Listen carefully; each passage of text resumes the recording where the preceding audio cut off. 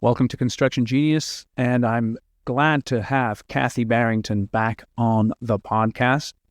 Last time we were talking about WIP reports made simple, and we broke down the fundamentals of the WIP report, what it is, how it works, common mistakes that cause contractors get blindsided financially.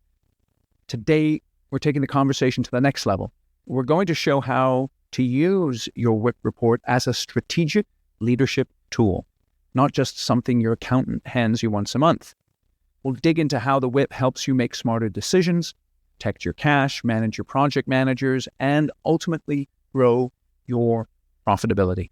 If you want to run a construction company with clarity instead of chaos, this is the episode for you. Let's dive right in. This is Eric Anderton, and you're listening to Construction Genius, a leadership masterclass. Thomas Edison said that genius is 1% inspiration and 99% perspiration. If you're a construction leader, you know all about the perspiration, and this show is all about the 1% inspiration that you can add to your hard work to help you to improve your leadership.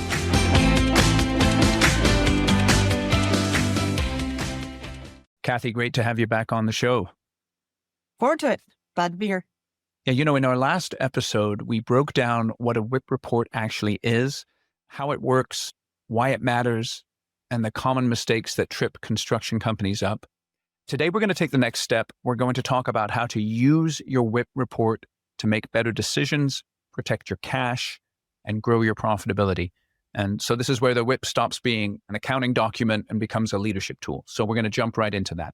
So let me ask you, when a contractor truly understands their WIP report, what becomes possible for them that wasn't possible before? I think that you need to understand it in order to be successful in construction. If you have projects that are longer than a month and you have to have a job schedule for bank and bonding, you need to understand your WIP in order to be successful. So I don't think it's a possibility thing. I think it's a necessity thing. And so that's interesting, right? Because some people may look at the WIP report as sort of a nuts and bolts tactical document that they focus on right now, but it's really a bigger strategic planning document, isn't it?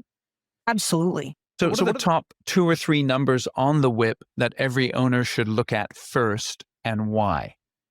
The first ones that I always want to look at are your contract amount, your estimated cost, which is your budget. And if you're looking at a third number, then it would be the over/under billings at that moment.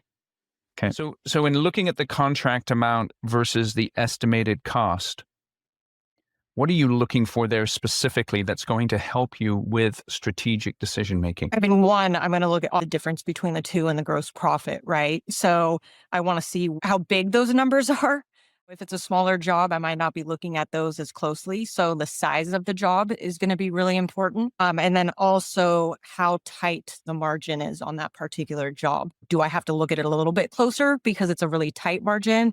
Do we have a lot of possible gross profit in it where I don't have to look at it as closely? So it's a gauge at first of which jobs to really hone in on. And overbilling versus underbilling, obviously overbilling is kind of cool in the sense that we get money for stuff we haven't done yet, but we haven't done that work yet. And so it can be kind of deceiving. How do you advise an owner to balance that overbilling, underbilling dynamic? I mean, for me, I want to see at least as much overbilling into that next billing cycle as much as possible, especially if it's a labor-intensive contractor. If you have a lot of labor in your costs, then you really want to make sure that you're overbilling at that end of the month, because that's going to help drive your payroll for the following. If you're not overbilled, then you're going to have to figure out a way to finance all of your costs, and payroll are ones that you can't defer on a 30-day payable cycle. You've got to pay that weekly. So you want to have as much overbilling as possible to be able to kind of manage that cash flow without putting it on a line of credit. So let's just strip away the mask a little bit here and think about how you approach your customers, right? So assuming that you're working with savvy customers, if you're overbilling them, they're going to know that. Is that right? I mean, they should, if they understand the WIP and they understand what's going on with the job and that sort of thing, especially with the GC situation. GC is a little bit more than maybe a subcontractor. But yes, absolutely. The owner should know, and there should be communication, and the owner should also be receptive to the fact that they understand you've got payroll to cover. Okay, great. So there's an honest conversation that you can have. You could go to your owner and say, hey, listen, rather than tapping into the line of credit that we have, no, we're going to be overbilling you slightly here so that we can be running payroll. Are you going to be that frank with them, or what are you going to be doing there? I mean, yes, obviously you're going to have conversations with them. You're going to try to get as much of your gross profit as part of that pay app, right? If you've got a 15% gross profit on your stuff, then you're automatically, hopefully, getting that as well. So yeah, it's communication, and most business people understand that you're trying to stay afloat and manage your cash. So I don't think there's anything wrong with having those conversations. Yeah, so that really goes to almost like a deeper issue, the quality of the relationships that you have with your owners, even with other subs, suppliers, et cetera. That really has an impact on how you can run your business from a financial perspective. Absolutely. Absolutely. I mean, I've seen customers that they deliberately reject pay applications. They deliberately hold on to payments and that sort of thing. And unfortunately, those are the GCs and the owners that most of the time people don't want to work with, and they will only work with if they're desperate. Yeah, it's interesting. How can the WIP reveal problems on projects months before they show up in the P&L or the cash flow?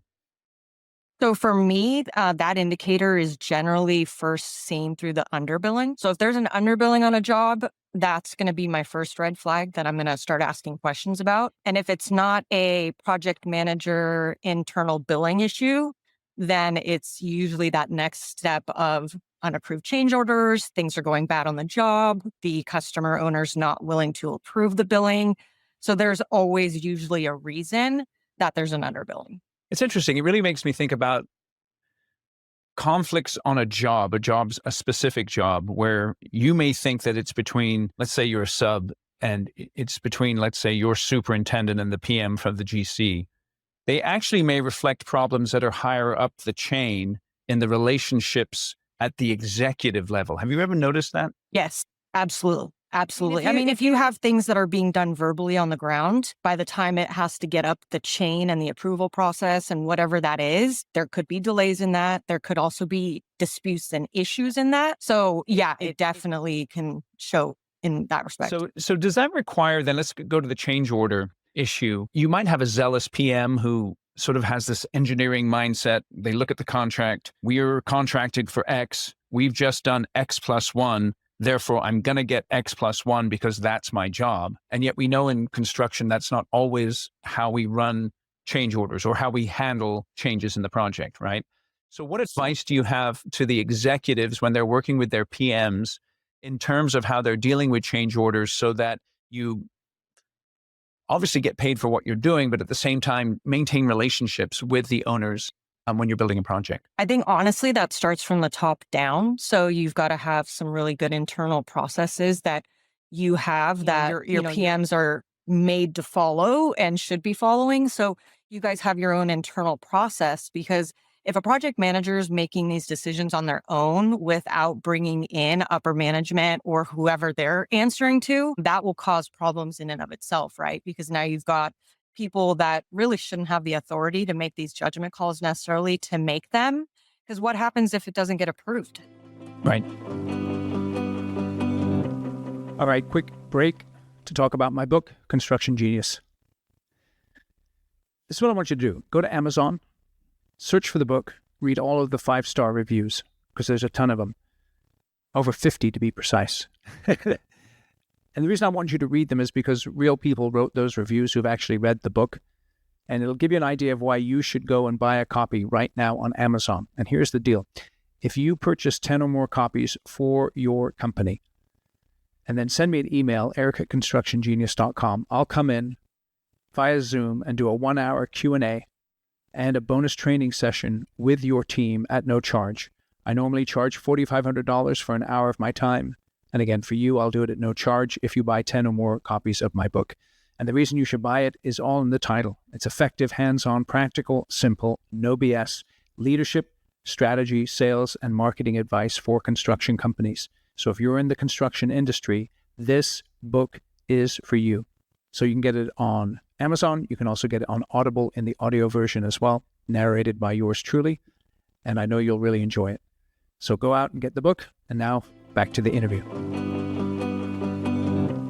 Yeah, so it's interesting. It's almost as if you have to sit down and say, okay, here are the parameters for when we're going to bill a change order.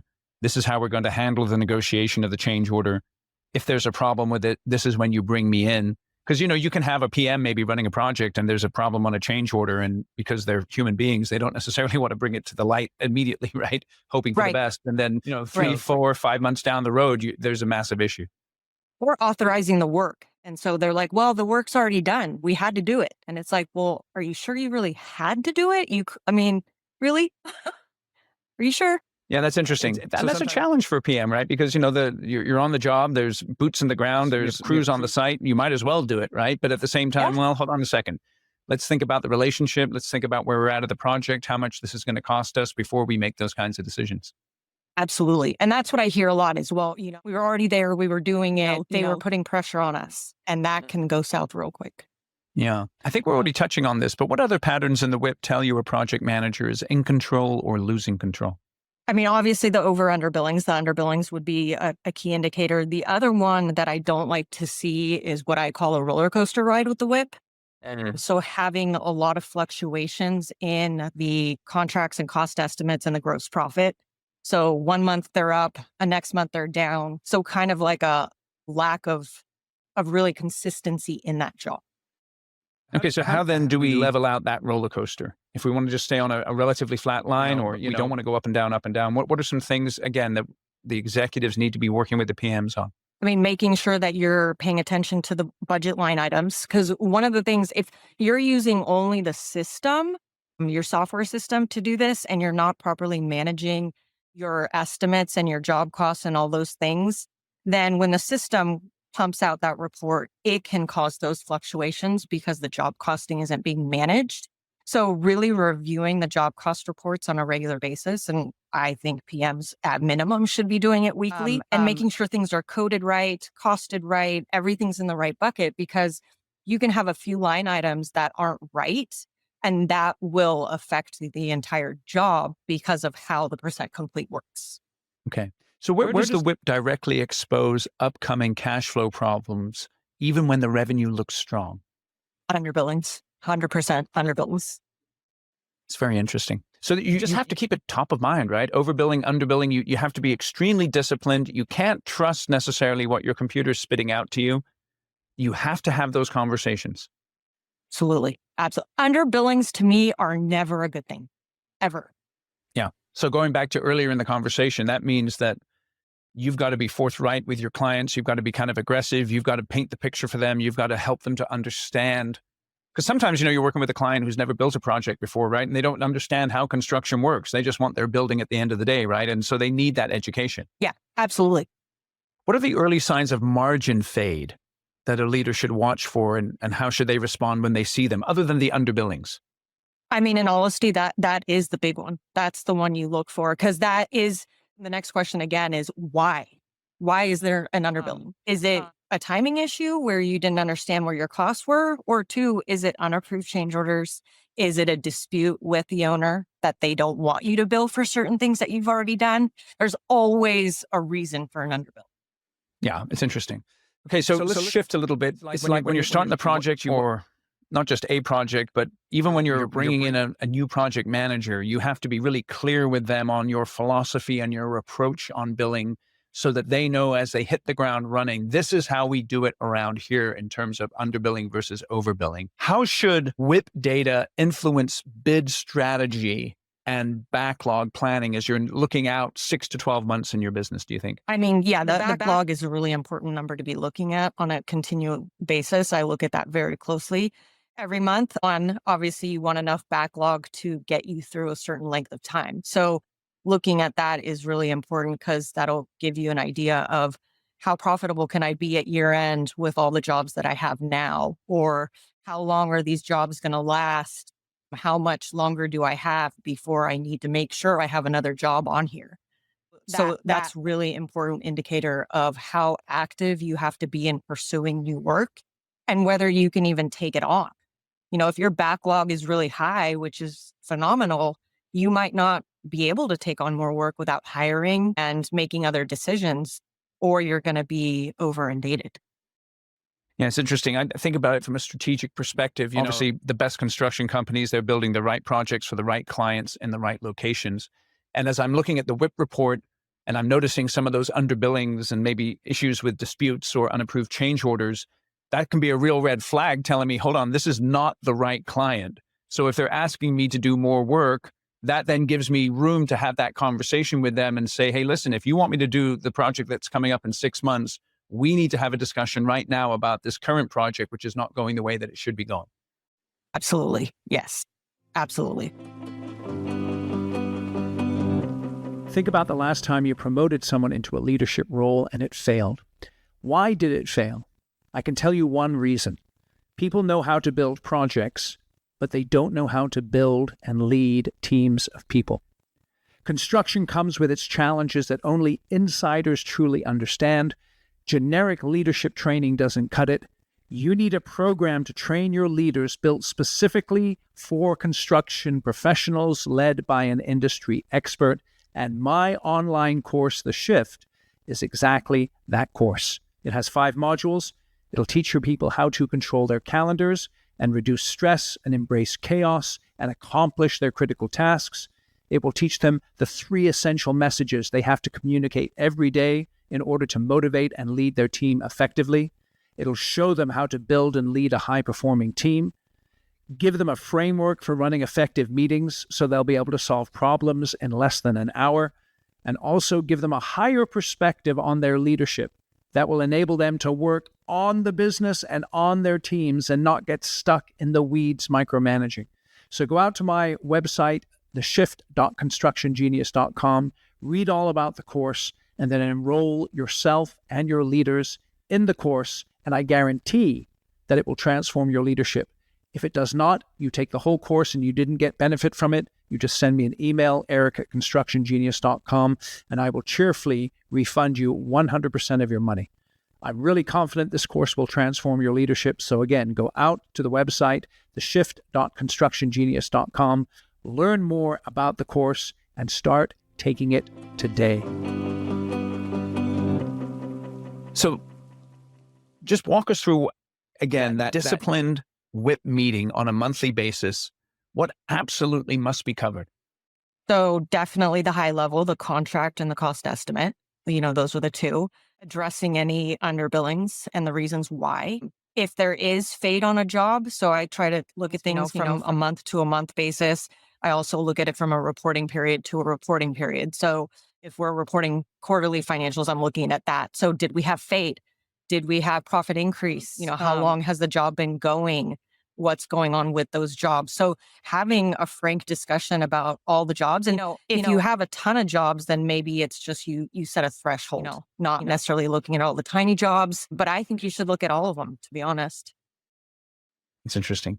So then to improve profitability in the next 90 days, would you say it's the underbillings that you would tell someone to focus on in terms of the data from their WIP report? I mean, that won't drive profitability. That'll drive cash flow. So not necessarily with profitability. With profitability, what I look at is honestly the job costs. I start diving in a little bit deeper and start looking at like the indirect costs and the costs that might not actually be on the WIP, because those are kind of hidden areas of profitability fade that people don't like to look at and need to be. Okay, so let's talk about that. What are some examples of indirect costs? Because when you're saying that, right, I think a lot of times, I know the best contractors don't do this, but some contractors, it's like, I landed this project, let me go out and buy X, Y, and Z, right? Let me go buy a new piece of equipment, or let me do this, let me do that. What are some examples of indirect costs that are killing contractors that they really need to get their hands around if they're going to improve profitability? I mean, so the first thing I'm going to say is I'm a believer that as many costs that you could put against the jobs that you should. And so I don't like indirect costs in and of themselves. I think they all should be brought back into the jobs in some way. So when you're talking about equipment, you should have some sort of equipment allocation process if you have owned equipment. It's no different than if you have rented equipment. You should be charging your equipment costs back to the job. So in that sense, are those equipment costs covering your actual equipment costs. So that's kind of one set of indirect bucket per se. But then you have also the other costs that some people might not be putting to jobs that should be. So cell phone charges is one, usually like yard labor, indirect labor of costs that they're saying, well, we can't charge this to one job because it's warehouse costs, but there's always ways to charge it back to the job. And looking at those in a really detailed way, because you might think you're doing 25% on every single job, but then we take all the indirects and all of those costs and you're making 5% and your G&A is 10. You're wondering why you're losing money. Yeah. Okay. So then would that mean I would take it, let's say I look at my shop costs or my warehouse costs, and then would I allocate a portion of that to each project? How do I come up with that number, that allocation? So yeah, that's generally what we'll do is we'll figure out allocation, and sometimes there's different buckets. So like, for example, insurance costs, I try to direct charge those as much as possible because they're usually based off sales or payroll. So I'll charge those back to a job if it's not already happening through payroll. Other indirect costs will definitely do some sort of allocation. So generally I'll try to do a cost. So whatever the monthly costs are, we take a ratio of what those costs are. Some places like to do labor. So we do it based off labor or labor hours. So it's really not a set science on which way to do it. It's whatever works for that particular company and what we can automate the most as well. Because we've done, like $4 per hour through payroll, automatically burdened. Then we kind of assess it and see if we need to change that every few months. Just to kind of put a bow on this part of the conversation, we've talked about indirect costs. What about overhead? Where are folks really missing the boat when it comes to overhead? I mean, trying to put things into overhead that really are indirects, trying to bury them there. So Why do people do that? Why do people do that? They think it makes their jobs look better. But why do they want their jobs to look better? I always ask that. It's, your financials are what they are. And most people that are reviewing them, the bankers, the bonding agents, they know what's going on. They're looking at financials enough that it's like, you're not hiding anything. And in my opinion, you want your jobs to really be the best reflection of what is possible for you, because that's where you can make those management decisions. So if you're bearing costs to try to make yourself look better, your financials look better, it's not really doing a service to you and your success. So I guess all progress begins by telling the truth. Okay. Absolutely. And sometimes the truth hurts. For yourself sometimes. Yeah, right. It's usually, if you can tell the truth to yourself first, then that's usually helpful. What's the single biggest missed opportunity contractors have when it comes to using their WIP report to run their business?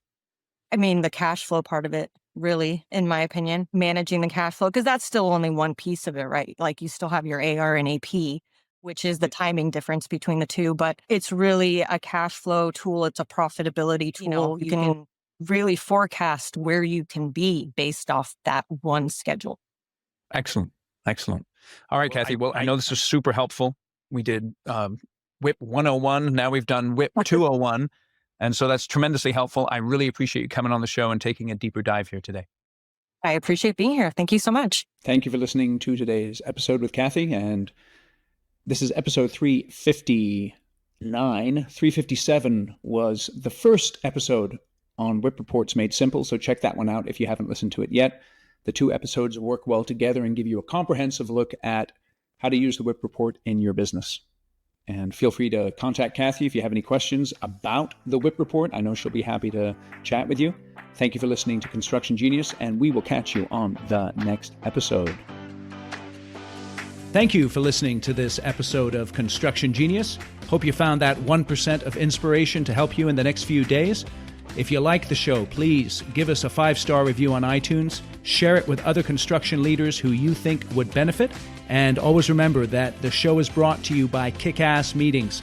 I've been working with construction leaders since 2004, teaching them how to run extremely effective problem-solving meetings that gets their people collaborating, taps into their creativity, and to get yourself a free copy of the Kick-Ass Meeting Report, go to www.ericanderton.com/kickassmeetings. Grab yourself that free report, read it, use it in your business. You'll find it extremely useful. And thanks again for listening.